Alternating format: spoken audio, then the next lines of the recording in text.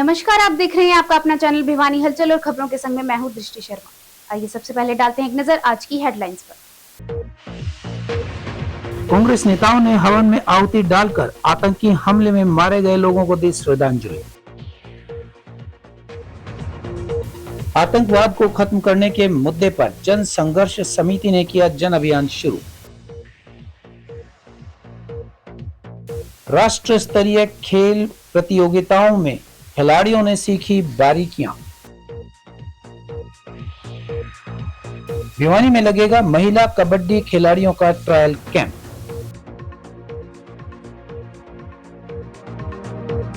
भिवानी में मिला नकली सरसों का गोदाम, रेड के दौरान पकड़े गए 1930 बैग। और अब खबरें विस्तार से। कश्मीर के पहलगांव में आतंकी हमले में मारे गए लोगों की आत्मा की शांति के लिए कांग्रेस नेताओं एवं कार्यकर्ताओं द्वारा भिवानी तेलीवाड़ा में हवन का आयोजन किया गया तथा भगवान से दिवंगत आत्माओं की शांति के लिए प्रार्थना की गई। इस दौरान उपस्थित सभी लोगों ने आतंकवाद के खिलाफ रोष व गुस्सा जताते हुए केंद्र सरकार से मांग की है कि आतंकवादियों को ऐसा सबक सिखाया जाए कि उन्होंने कभी कल्पना नहीं की थी। इस दौरान सभी लोगों ने 2 मिनट का मौन रखकर पर्यटकों की आत्मा की शांति के लिए दुआएं मांगी। जम्मू कश्मीर के पहलगाम में आतंकवादी हमले में मारे गए लोगों की आत्मा की शांति के लिए कांग्रेस नेताओं एवं कार्यकर्ताओं द्वारा तेलीवाड़ा में हवन किया गया। कांग्रेस जिला संयोजक शहरी देवराज मेहता ने कहा कि प्रधानमंत्री अपने कथन के अनुसार आतंकवादियों को कल्पना से आगे बढ़ते हुए सख्त सजा दें ताकि आतंकवाद के फन को कुचला जा सके। उन्होंने कहा कि आतंकवाद का एकमात्र उद्देश्य देश में नफरत, आपसी फूट व विभाजन करना है, लेकिन देशवासी ऐसी आतंकवादी सोच को समझ चुके हैं तथा देश विरोधी ताकतों के बहकावे में आकर इस प्रकार नफरत को नहीं फैलने देंगे। इस मौके पर ग्रामीण संयोजक प्रदीप गुलिया ने कहा कि भारत पहले भी ऐसी सोच के जाल में फंसकर विभाजन का दंश झेल चुका है, लेकिन देश के विभिन्न धर्मों के लोग एकजुट हैं। उन्होंने सरकार से मांग करते हुए कहा कि जम्मू कश्मीर में सुरक्षा के पुख्ता व कड़े प्रबंध किए जाएं और आतंकवाद के खिलाफ जीरो टॉलरेंस अपनाते हुए आतंकवाद के खिलाफ सख्त कार्यवाही की जाए। वहीं पूर्व विधायक डॉक्टर शिवशंकर भारद्वाज व कॉमरेड ओम प्रकाश ने कहा कि आतंकवाद को कुचलने का समय आ गया है।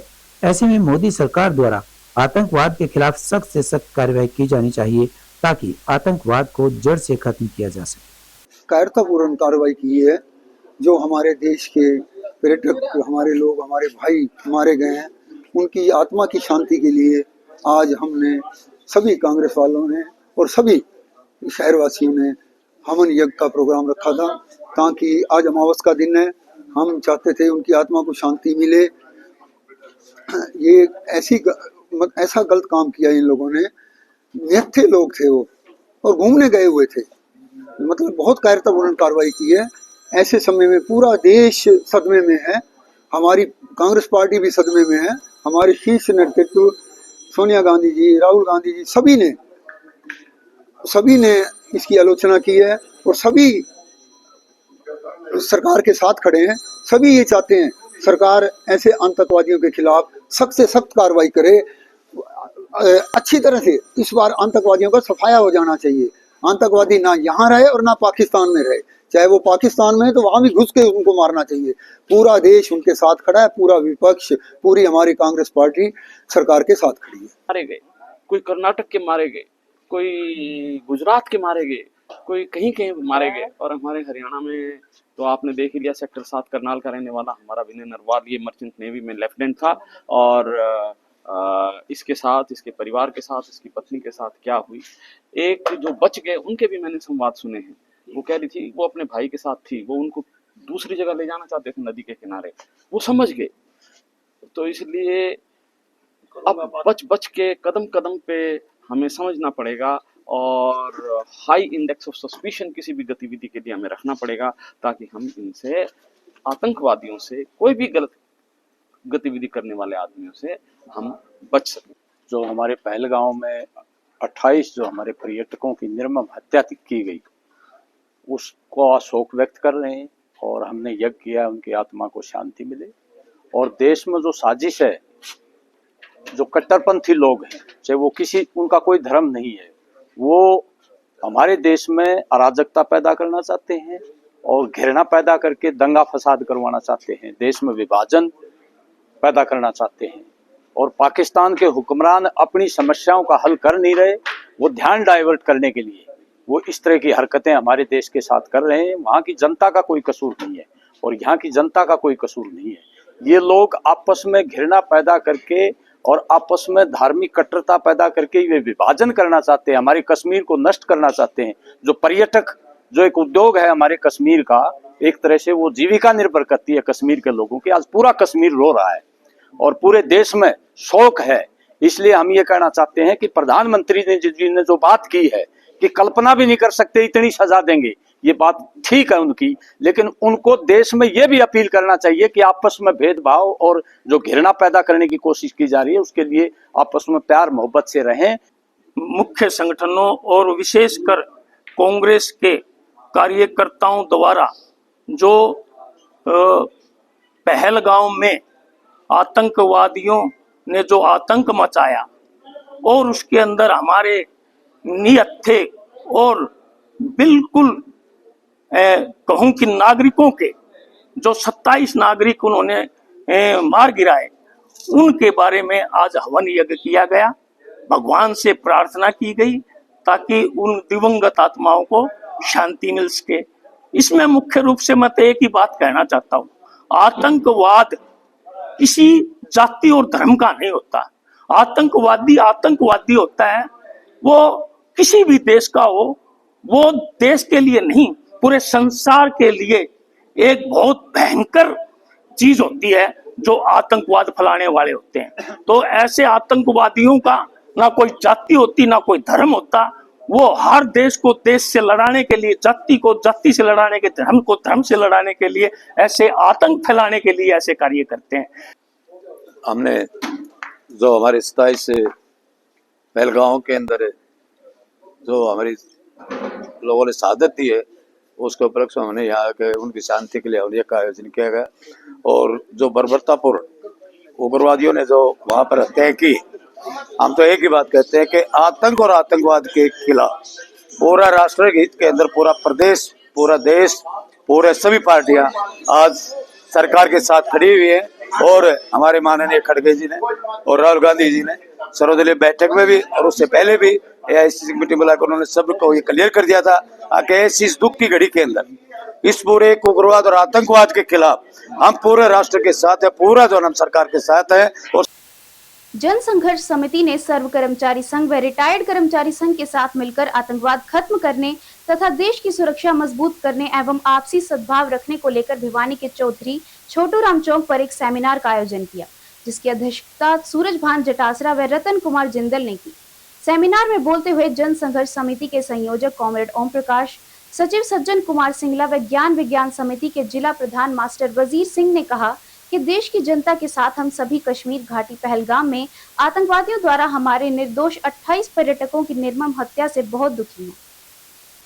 जन संघर्ष समिति के संयोजक कॉमरेड ओम प्रकाश, सचिव सज्जन कुमार सिंगला व ज्ञान विज्ञान समिति के जिला प्रधान मास्टर वजीर सिंह ने कहा कि केंद्र सरकार बार बार दावा करती थी कि जम्मू कश्मीर में आतंकवाद पर पूरी तरह से रोक लगा दी गई है, परंतु हमने निराधार आत्मतुष्टि करके सुरक्षा उपाय ढीले कर दिए और उसी का फायदा उठाकर आतंकवादियों ने हमारे 28 निर्दोष नागरिकों की निर्मम हत्या कर दी। भविष्य में हमारी सरकार को संवेदनशील इलाकों में पुख्ता सुरक्षा इंतजाम करने होंगे। इसके साथ साथ देश में कुछ सांप्रदायिक संगठन इस घटना की आड़ में अपने तुच्छ स्वार्थों की पूर्ति हेतु देश में सांप्रदायिक सौहार्द बिगाड़ने की नापाक कोशिश कर रहे हैं। केंद्र सरकार व विभिन्न राज्य सरकारों को उन पर पूर्ण अंकुश लगाना चाहिए। आतंकवादियों की मंशा इस घटना को अंजाम देकर देश की जनता में भय पैदा करने, विभिन्न धर्मों के लोगों में आपसी घृणा, अविश्वास व विभाजन पैदा करने की लगती है। यदि हम में से कुछ सांप्रदायिक संगठन धार्मिक पहचान के आधार पर आपसी घृणा व विभाजन पैदा करने की घिनौनी कार्यवाही में संलिप्त हैं, तो वे आतंकवाद का मुकाबला करने के बजाय आतंकवादियों की मंशा को ही पूरी करने में मदद कर रहे हैं। हमें सचेत होकर तथा एकता बनाकर आतंकवाद के विरुद्ध लड़ना है। ये जो पहलगाम में वेस्टर्न घाटी में जो घटना हुई है 22 अप्रैल को, ये बहुत ही दुखदायी है और इसकी निंदा के शब्द नहीं। ये मानवता का कत्ल किया गया है। हमारे जो 28 पर्यटक उनकी आतंकवादियों की गोली के शिकार हुए हैं। उन परिवारों के प्रति हम सांत्वना प्रकट करते हैं, सहानुभूति प्रकट करते हैं और घायलों के शीघ्र स्वास्थ्य होने की कामना करते हैं। दूसरा, हम देश की सरकार से भी ये मांग करते हैं कि ये हमसे चूक हुई है, सिक्योरिटी की चूक हुई है। पुलवामा में भी ऐसा हुआ है और 30 साल पहले इसी घाटी में 6 हमारे विदेशी पर्यटकों का अपहरण किया गया था, 4 को मार दिया गया था, 5 को एक छिप के चला गया। ये 2000, 1500, 3000 लोग उस घाटी में जाते रहते हैं और अनंतनाग डिस्ट्रिक्ट में ही उग्रवादियों का सबसे बड़ा खतरा है। सुरक्षा के इंतजाम नहीं थे, सीआरपीएफ का कोई बताते हैं पहले कैंप था, वो भी हटा दिया गया और 2 घंटे के बाद पता लगा है कुछ से मदद अगर समय पर पहुंच जाती तो कुछ हमारे पर्यटकों को बचाया जा सकता है। हमारी सरकार आतंकवाद के खिलाफ एक तरह से सुरक्षा इंतजाम पुख्ता करे, आने वाले समय में कोई घटना ना होने पाए। और दूसरा, हमारे देश में जिस तरह की एक अराजकता पैदा करने की कोशिश की जा रही है, आतंकवादी जो चाहते थे देश में अराजकता पैदा हो, धर्म के नाम पर दंगे फसाद हो और घृणा हो एक दूसरे के प्रति, विभाजन पैदा हो, उनकी मंशा यही थी। कश्मीर की अर्थव्यवस्था को वो तोड़ना चाहते थे। तो कुछ लोग जो इस मुद्दे पर एक तरह से राजनीति करते हैं, धर्म को राजनीति को मिला के, वो बंद करनी चाहिए। आप भिवानी के प्रमुख नागरिकों का जो संगठन है भिवानी संघर्ष समिति, उसके बैनर के नीचे हमने एक विचार गोष्ठी की है। जो ये पहलगांव की घटना हुई है, ये बहुत ही दर्दनाक और कायराना हरकत है। हम सब ने मिलकर इसकी निंदा की है और हम ये समझते हैं कि आतंकवाद का कोई धर्म और जात नहीं होती, वो पूरे दुनिया में एक फिनोमिना है और उसी के आधार पर वो लोग काम करते हैं। यहाँ हम समझते हैं कि हम लोगों को तार्किक ढंग से सोचना चाहिए, भावनाओं में नहीं बहना चाहिए और देश की जनता ये सोचे कि इन तरह की घटनाओं को किन को लाभ होता है, आम आदमी को तो होता नहीं। इसलिए आम आदमी को ये जो चाहते हैं इनकी चालों में नहीं फंसना चाहिए और शांति और सद्भाव बना के हमारे देश को आगे बढ़ाना चाहिए। इस तरह की बातें हमने आज यहाँ इस सेमिनार में की है कि आतंकवाद की जड़ कैसे है और उसको खत्म कैसे किया जा सकता है। अंडर 19 आयु वर्ग के लड़के व लड़कियों के लिए 30 अप्रैल से 5 मई तक दिल्ली में आयोजित होने वाली 68वीं राष्ट्रीय स्तरीय स्कूली खेल प्रतियोगिता के लिए चयनित खिलाड़ियों को 5 दिवसीय प्रशिक्षण शिविर राजकीय मॉडल संस्कृति वरिष्ठ माध्यमिक विद्यालय में ईईओ सत्यवान कोच की देखरेख में आयोजित किया जा रहा है। यह प्रशिक्षण 28 अप्रैल को संपन्न होगा। इसी कड़ी में प्रशिक्षण शिविर के चौथे दिन भिवानी के जिला उप शिक्षा अधिकारी शिव कुमार तंवर ने खिलाड़ियों को खेल किट वितरित की। इस दौरान कुल 23 खिलाड़ियों को मुक्केबाजी किट वितरित की गई। 68वीं राष्ट्रीय स्तरीय स्कूली खेल प्रतियोगिता के चौथे दिन जिला उप शिक्षा अधिकारी शिव कुमार तंवर ने खिलाड़ियों को खेल किट वितरित की। इससे पूर्व डिप्टी डीओ ने प्रशिक्षण शिविर में खिलाड़ियों के लिए की गई खाने, रहने व प्रशिक्षण सुविधा का जायजा लिया और खिलाड़ियों से बातचीत की। इस दौरान खिलाड़ियों ने डिप्टी डीओ को बताया कि वे प्रशिक्षण शिविर में की गई सभी सुविधाओं से संतुष्ट हैं। उप जिला शिक्षा अधिकारी शिव कुमार तंवर ने कहा कि 68वीं राष्ट्रीय स्तरीय स्कूली खेल प्रतियोगिताओं के लिए यहां पर प्रशिक्षण शिविर का आयोजन किया गया है। इस प्रशिक्षण शिविर में 11 लड़के व 12 लड़कियों सहित कुल 23 खिलाड़ी भाग ले रहे हैं तथा खेल की बारीकियों को और भी बेहतर ढंग से सीखकर अपनी खेल प्रतिभा को निखारने का कार्य कर रहे हैं। उन्होंने बताया कि प्रदेश की तरफ से खिलाड़ी भाग लेंगे। कहा कि इस प्रकार के शिविर प्रतियोगिता से पहले खिलाड़ियों को शारीरिक व मानसिक तौर पर तैयार करने के लिए बेहद जरूरी है। वहीं इस अवसर पर पीटीआई विनोद पिंकू ने बताया कि इस 5 दिवसीय प्रशिक्षण शिविर में खिलाड़ियों को खेल की बारीकियां सीखने का मौका मिला है।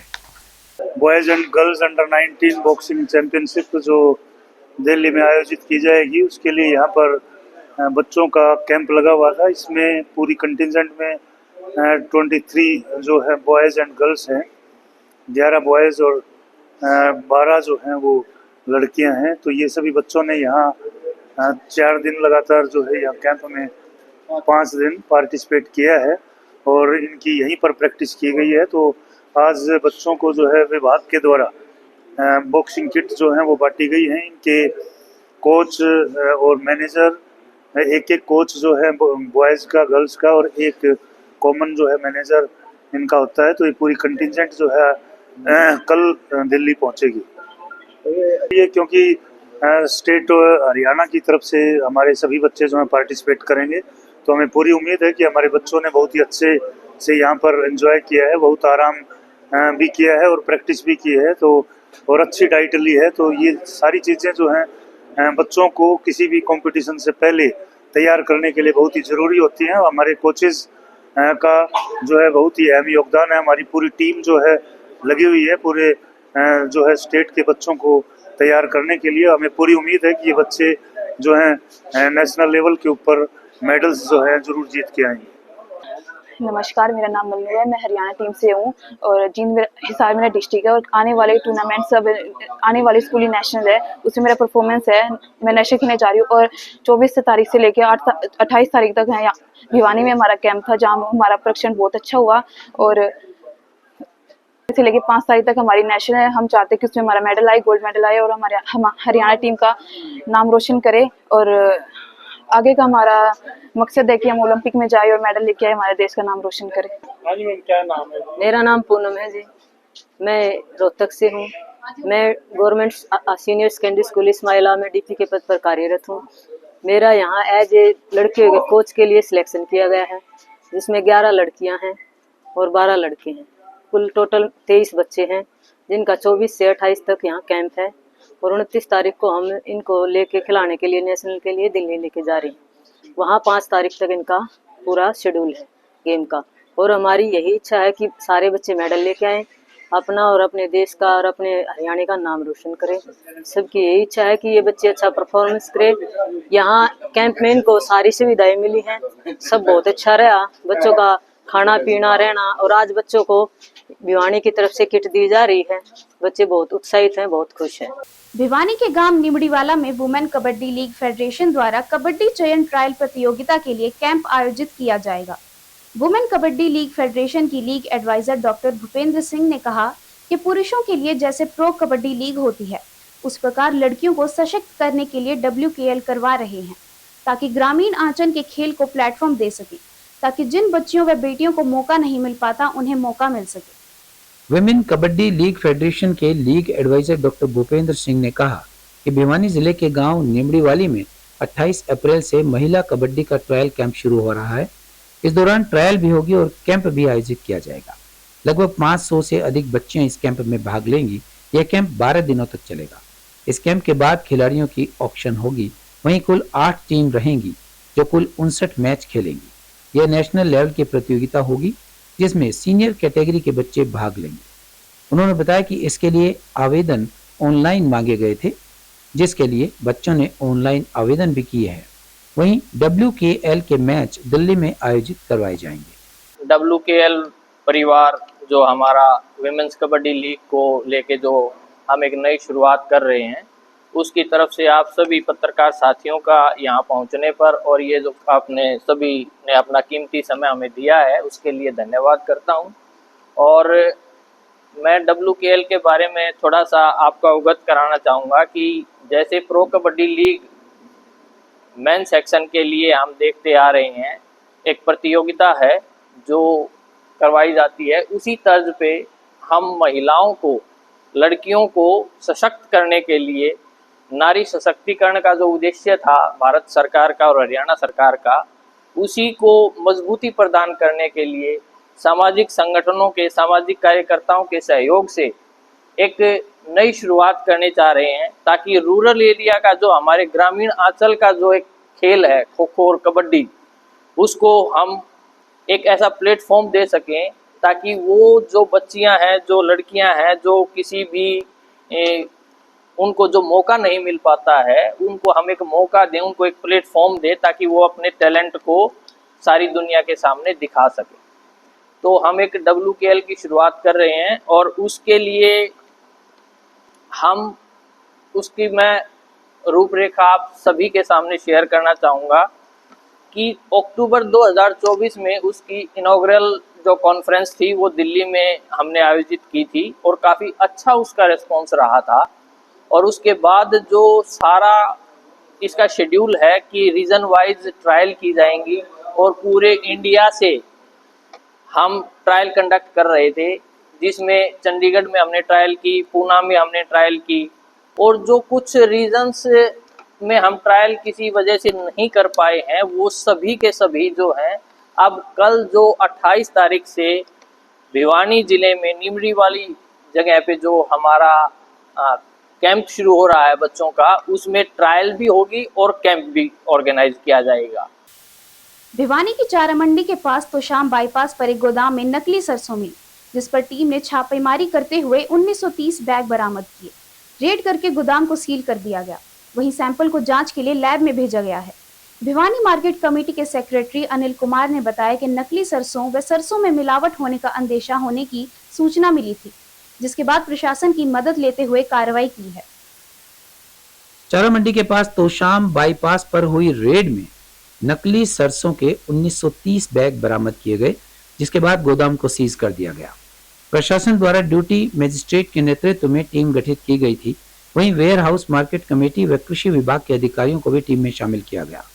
टीम ने गोदाम को चेक किया। चेकिंग के दौरान सरसों जैसा कोई पदार्थ मिला। इसकी जांच लैब से होने के बाद ही पता चल पाएगा। वहीं मार्केट कमेटी के सचिव अनिल कुमार ने बताया कि यह अभी तक पता नहीं चल पाया कि यह गोदाम किसका है। किसी ने क्लेम नहीं किया है। आगे जो कार्यवाही होगी उसमें पता चलेगा। गोदाम में 1930 बैग हैं। वहीं प्रत्येक बैग में 40 से 50 किलो वजन है। अभी यह भी पता नहीं चल पाया है कि यह किस मंशा से रखी है, बेचने के लिए या मिलावट करने के लिए। अभी इसमें यह भी पता नहीं चल पाया है कि इसमें क्या मिलाया गया है। उसके बाद ही इससे होने वाले नुकसान के बारे में पता चल पाएगा कि यह खाने लायक है या नहीं। सभी सैंपल वेयर हाउस को सौंपे जाएंगे और वेयर हाउस की लैब में इसकी जांच होगी। सूचना के आधार पर जो है प्रशासन की मदद लेते हुए कल जो शाम को इसको सैंपल ये जो है गोडाउन की चेकिंग करना चाहिए थी, लेकिन इसका किसी ने क्लेम नहीं लिया, तो हमने इसको सील करवा दिया गया। और सुबह प्रशासन के द्वारा टीम गठित कर दी गई सुबह, जिसमें वेयर हाउस के मैनेजर और कृषि विभाग से और ड्यूटी मजिस्ट्रेट जी हैं, हमारे जेडएमई साहब हैं और मार्केट कमेटी का सारा स्टाफ यहाँ मौजूद है। और सब ने इसको गोडाउन को ताले वगैरह खुलवा के इसको चेक किया है। इसमें करीब 1900 बैग जो है ना कोई मटेरियल मिला है जिसमें सरसों के दाने भी दिखाई दे रहे हैं। उनके सैंपल ले लिए हैं और वो सैंपल जो है वेयर हाउस को सुपुर्द कर दिए जाएंगे। अभी क्या लग रहा है सरसों नकली सरसों बताई जा रही है? संभावित है जी, पूरी नकली है सरसों। इसमें सरसों के अंदर क्या मिलाया गया है अभी इसका खुलासा नहीं हो पाया, लेकिन कुछ न कुछ मिलाया गया है इसके अंदर। कितनी सरसों हाँ जी, लगभग कितनी सरसों के बैग? लगभग 1900 बैग हैं इसमें रखे हुए हैं और जिनका वेट अभी करवाया जा रहा है लगभग 50 किलो 40 किलो के 40 से 50 के बीच में इनका वेट मिलेगा। पूछताछ होगी सर, निर्यात भी किया होगा, कितने भेजी जा चुकी है, आगे सप्लाई की जा चुकी है? भेजी जा चुकी है वो तो सैंपल, अगर जो सैंपल जाएंगे तो उसमें चेक हो जाएगी और सैंपल गोडाउन में जो माल गया है उसको भी चेक करवा सकते हैं। बिल्कुल इस तरह की सर कार्रवाई अमल में लाई जाएगी अगर इसमें दोषी पाए जाते हैं? दोषी पाए जाते हैं तो जो फूड एडल्ट्रेशन का एक्ट है वो जो कार्रवाई करेगा उसी के तहत कार्रवाई अमल में लाई जाएगी। ये संबंधित विभाग को जो है ना सभी शामिल हैं इसमें, और जो भी प्रशासन के द्वारा कार्रवाई जो कानूनी कार्रवाई बनती है वो अमल में लाई जाएगी। सैंपल की रिपोर्ट कब तक आने की संभावना है? और अब चलते 22 अप्रैल की पहलगाम की आतंकी घटना के बाद भारत सरकार ने जिस सिंधु नदी के पानी को पाकिस्तान जाने से रोकने का फैसला किया है, उस समझौते को 1960 में तत्कालीन प्रधानमंत्री जवाहरलाल नेहरू ने किया था। यदि विभाजन के समय ही सिंधु नदी और उससे निकलने वाली नदियों के पानी को भारत में ही रोकने पर काम किया जाता, तो तत्कालीन पीएम नेहरू को 1960 में पाकिस्तान को सिंधु नदी का पानी देने का समझौता नहीं करना पड़ता। तुष्टीकरण की नीति का परिणाम है कि भारत को पाकिस्तान के आतंकवाद से मुकाबला करना पड़ रहा है। अब जब नरेंद्र मोदी की नेतृत्व वाली सरकार ने नेहरू द्वारा किए गए सिंधु जल समझौते को स्थगित करने का फैसला किया है, तो पाकिस्तान बिलबिला रहा है। पाकिस्तान को पता है कि यदि सिंधु नदी और जुड़ी नदियों का पानी नहीं मिलेगा तो पाकिस्तान में 80% फसल बर्बाद हो जाएगी। यही वजह है कि पाकिस्तान के मंत्री बिलावल भुट्टो खुलेआम धमकियां दे रहे हैं। सिंध प्रांत में एक सभा को संबोधित करते हुए भुट्टो ने कहा कि यदि भारत ने सिंधु नदी का पानी रोका तो नदी में भारतीयों का खून बहेगा। भुट्टो की इस धमकी से अंदाजा लगाया जा सकता है कि 1960 में नेहरू ने कितना खतरनाक समझौता किया। विभाजन के समय नदियों पर भारत का ही अधिकार था, लेकिन नेहरू ने बेवजह हमारी नदियों के जल के उपयोग का अधिकार पाकिस्तान को दे दिया। आज पूरे देश में सवाल पूछा जा रहा है कि जमीन के साथ साथ पाकिस्तान को जल देने का काम क्यों किया। और अब जाने से पहले एक नजर आज की हेडलाइंस पर। कांग्रेस नेताओं ने हवन में आहुति डालकर आतंकी हमले में मारे गए लोगों को दी श्रद्धांजलि। आतंकवाद को खत्म करने के मुद्दे पर जन संघर्ष समिति ने किया जन अभियान शुरू। राष्ट्र स्तरीय खेल प्रतियोगिताओं में खिलाड़ियों ने सीखी बारीकियां। भिवानी में लगेगा महिला कबड्डी खिलाड़ियों का ट्रायल कैंप।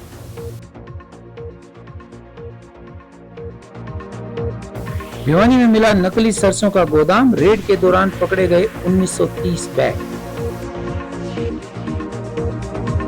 अब मुझे दीजिए इजाजत और देखते रहिए आपका अपना चैनल भिवानी हलचल।